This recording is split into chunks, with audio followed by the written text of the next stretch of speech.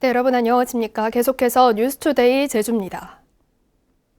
오는 6월 1일 지방선거에서 제주도 의원 정수가 현재 43명에서 45명으로 2명 늘어납니다. 그러나 당초 예상했던 3명 늘리는 방안이 무산되면서 인구가 적은 선거구를 통폐합해야 하는 상황이 벌어졌습니다. 송원일 기자가 보도합니다.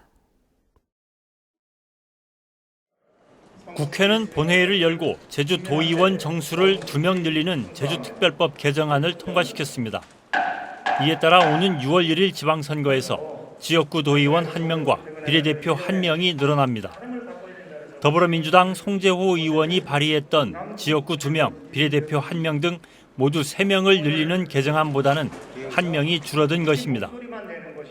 여야는 본회의 직전까지 제주와 세종시의 의원 정수를 놓고 격론을 벌였지만 전국적인 형평성 때문에 이같이 결론을 내린 것으로 알려졌습니다.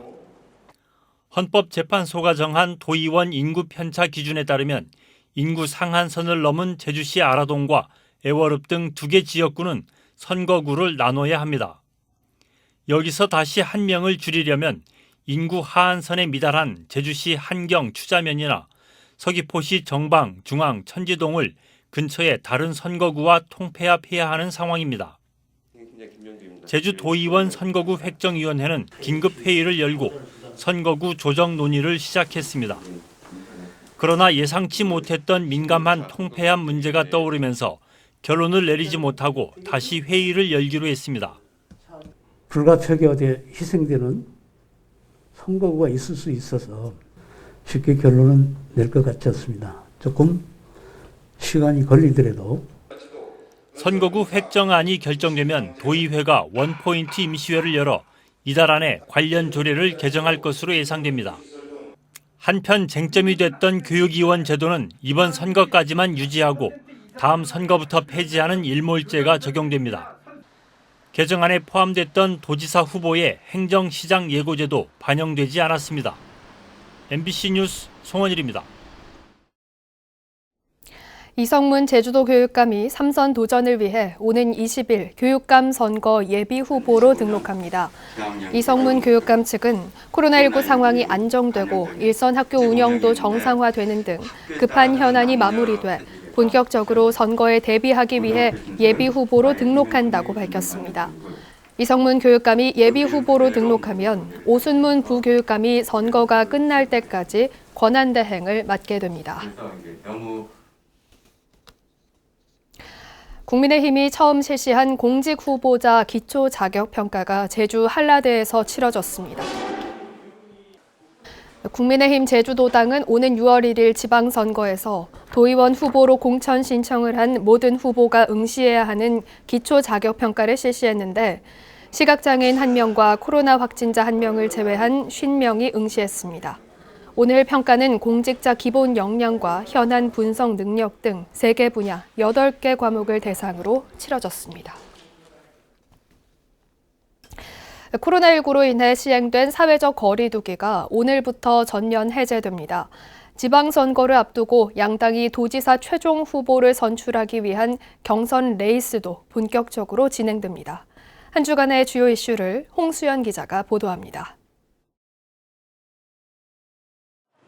코로나19 감염 예방을 위해 시행된 사회적 거리 두기가 2년 1개월 만에 모두 사라집니다.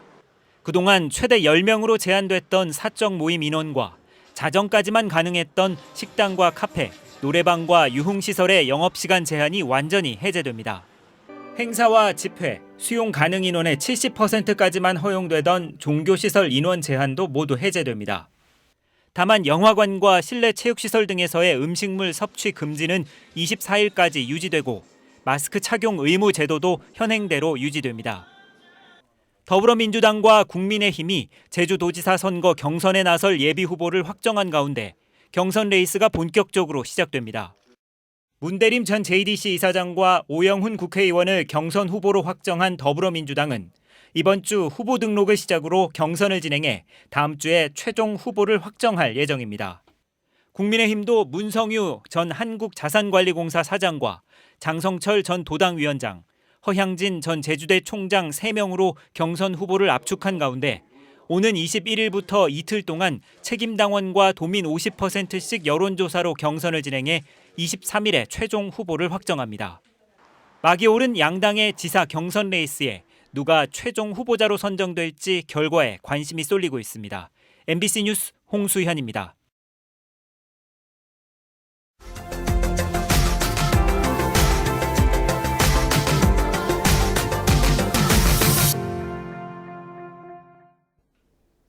해양 레저 동호인들 사이에서 맨손으로 수산물을 잡는 해루질이 인기를 끌고 있습니다. 전국 곳곳에서 이런 해루질이 성행하고 있는데 동호인과 어민들 사이에 마찰이 커지고 있습니다. MBC 강원 영동 이웅 기자가 보도합니다. 항구에서 어민과 레저 동호인들 간의 고성이 오갑니다. 사람 죽이라고! 사람 손대지 마요! 손대지 말라고요! 마을 어장에서 비어업인들이 문어를 잡은 것을 놓고 불법이 아니냐며 실랑이를 벌인 겁니다. 바다에서 맨손으로 수산물을 잡는 행위를 일컫는 해루질이 동호인들 사이에서 성행하자 곳곳에서 마찰이 빚어지고 있습니다. 급기야 어민들이 밤에 순찰을 나가는가 하면 마을 어장에 외지인이 들어가지 못하도록 철조망을 설치하기도 했습니다. 어민들은 비어업인들의 무분별한 해루질로 마을 어장의 수산 자원이 고갈되고 생계의 위협을 받고 있다며 대책 마련을 촉구하고 있습니다. 작업하는 데까지 들어와가지고 물건을 다 잡아가면은 우리는 아침 새벽에 나가가지고 12시까지 작업하고 들어올 때 한 마리 두 마리 잡아가지고 올 때가 많다고요. 근데 이 사람들은 야간에 해루질을 하니까 다 잡아가잖아. 굴수세가지고 다 잡아가는 거란 말이야. 최근 관련법 개정을 요구하는 국민청원이 올라왔고 강원도 의회가 해루질 제한을 법적으로 강화해달라고 건의하는 등 해결책을 요구하는 외부의 목소리도 잇따르고 있습니다. 현행 수산자원관리법에 따르면 잠수용 스쿠버 장비나 작살 등이 아닌 맨손이나 갈고리 등을 사용한 비어업인의 어로 행위는 불법이 아닙니다. 마을 어장에 들어갔더라도 어업인들이 양식해서 키운 수산물이 아니라면 포획과 채취를 제한할 수 없다는 취지의 대법원 판례도 있습니다. 이 때문에 레저 동호인들은 합법적으로 하는 해루질까지 어민들이 과도하게 막는 게 아니냐며 반발하고 있습니다. 우리가 즐길 수 있는 권한이라는 건 있는데 근데 이분들은 그냥 우리가 물에 들어가서 어떠한 행위를 취하면은 본인들하고 같은 행위로 뭐를 채취를 하기 때문에 우리를 무조건 도둑놈 취급하듯이 그냥 밀어내 버립니다. 갈등이 빈번한 제주도는 마을 어장에서 비어업인의 야간 시간대 해루질을 제한하는 내용의 고시를 제정했는데 동호인들의 불만을 사고 있습니다. 어업인의 생존권을 보장해야 하느냐, 동호인의 레저 활동까지 제한해야 하느냐를 놓고 전국 곳곳에서 잡음이 커지는 가운데 해양수산부는 대안 마련을 위한 연구 용역을 벌이고 있습니다. MBC 뉴스 이웅입니다. 하동의 섬진강은 벚꽃길만큼이나 제첩 주산지로도 유명한데요. 어찌된 일인지 올해 섬진강에서는 제첩을 잡는 어부들의 모습을 찾아볼 수 없다고 합니다. MBC 경남 이종승 기자가 현장을 취재했습니다. 봄을 맞은 섬진강, 예년 같으면 제첩 잡는 어민들로 활기가 넘쳤을 텐데 아예 보이질 않습니다. 올해 첫 제첩 작업이 빨라야 다음 주쯤 가능해 평년보다 2달 이상 늦어졌기 때문입니다. 어민들은 재작년 여름 집중호우 때 섬진강 범람으로 제첩 서식지가 파괴된 뒤부터 제첩이 말 그대로 전멸 수준이라고 하소연합니다. 퇴적물이 밀려와서 제첩을 덮어버리고 또 있는 제첩은 홍수로 인해 쓸려 내려가고 그래서 잡을 제첩이 사실 없습니다. 실제로 2019년 연간 610톤이었던 제첩 생산량이 여름 수해가 난 재작년에는 462톤으로 줄었고 작년에는 178톤까지 급감했습니다. 특히 올해는 강바닥, 모래 준설 작업까지 진행 중이어서 제첩 농사는 더 힘들어졌습니다. 저희 협회 한 10% 정도는 지금 현재 신용불량자고 젊은 사람들은 객지에서 가족들 놔두고 거기서 일하고 근근히 살아가고 있습니다. 재작년 여름 수해로 육지 주민 상당수는 피해 보상을 받았지만 제첩 어민들은 한 푼도 받지 못했습니다. 국가하천의 자연물을 채취하는 제첩업은 보상 대상이 아니라는 이유 때문인데 환경부는 뒤늦게 피해 조사를 약속했습니다. 환경부에서는 제첩에 대한 피해 조사 용역을 실시해야 되고 제첩 어민들이 피해를 받았기 때문에 당연히 보상을 받아야 된다고. 제첩 어민들은 즉각적인 피해 보상과 어민 의견을 수렴한 댐 수문 방류 등을 요구하는 탄원서를 수자원공사에 제출했습니다. MBC 뉴스 이종서입니다.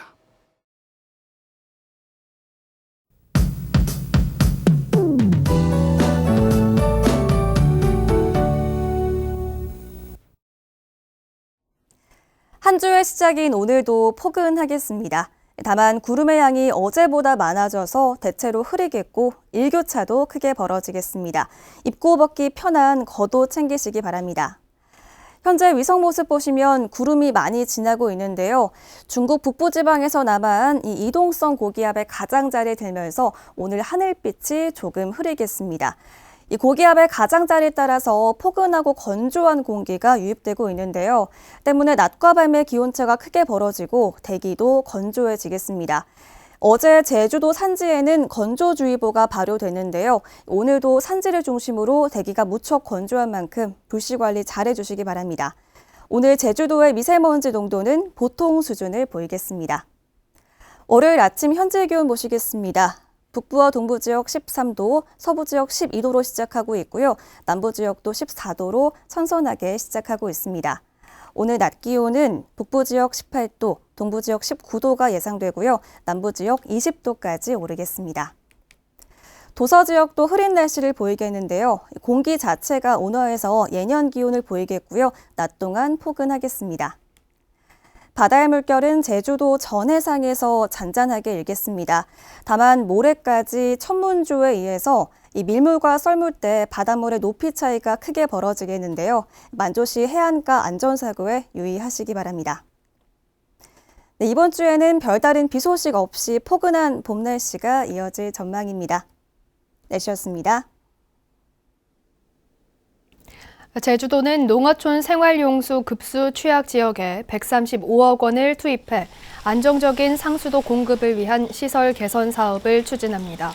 이에 따라 7개 읍면의 12개 지구에 11.6km의 상수도 시설을 개선하고 최근 기후변화로 인한 극심한 가뭄과 물 부족 상황에 대비해 식수 1,000톤을 확보하기 위한 저수지 확충 사업도 진행합니다.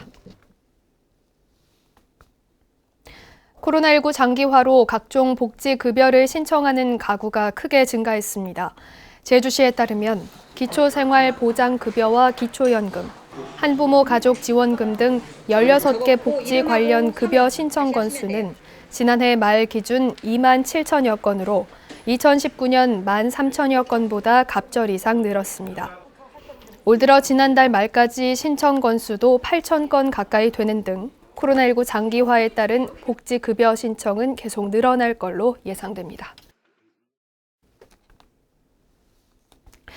제주시 동부와 서부 보건소는 코로나19 확진자 감소세로 사회적 거리 두기가 전면 해제됨에 따라 오늘부터 일반 업무를 정상 운영한다고 밝혔습니다.